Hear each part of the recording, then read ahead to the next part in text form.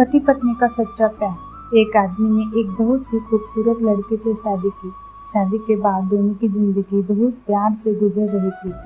वह उसे बहुत चाहता था और उसकी खूबसूरती की हमेशा तारीफ किया करता था।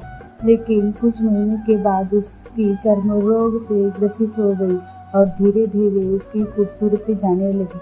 खुद को इस तरह देख उसके मन में डर समाने लगा कि यदि वह बदसूरत हो गई तो उसका पति उसे नफरत करने लगेगा और वह उसकी नफरत बर्दाश्त नहीं कर पाएगी। इस बीच एक दिन पति को किसी काम से शहर से बाहर जाना पड़ा।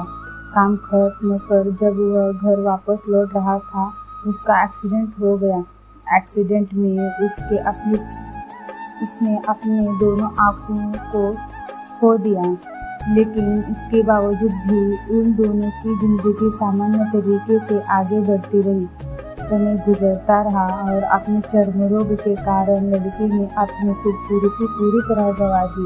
वह बदसूरत हो गई, लेकिन अंधे पति को इस बारे में कुछ भी पता नहीं था, इसलिए इसका उसके खुशहाल वैवाहिक जीवन पर कोई प्रभाव नहीं पड़ा।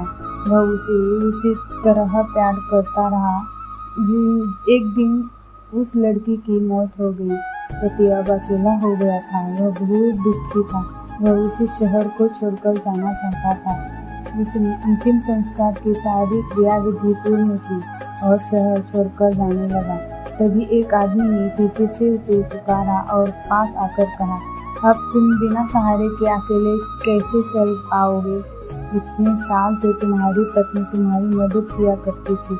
पति ने जवाब दिया, दोस्त, मैं अंधा नहीं हूँ, मैं बस अंधा होने का नाटक कर रहा था, क्योंकि यदि मेरी पत्नी को पता चल जाता कि मैं उसकी बदसूरती देख सकता हूँ तो यह उसे उसके रोग से ज़्यादा दर्द देती। इसलिए मैंने इतने सालों अंधे होने का दिखावा किया। वह बहुत अच्छी पत्नी थी, मैं बस उसे खुश रखना चाहता था। उसे खुश रखने के लिए हमें भी एक दूसरे की कमियों के प्रति आंखें बंद कर लेनी चाहिए और उन कमियों को नजरअंदाज कर देना चाहिए।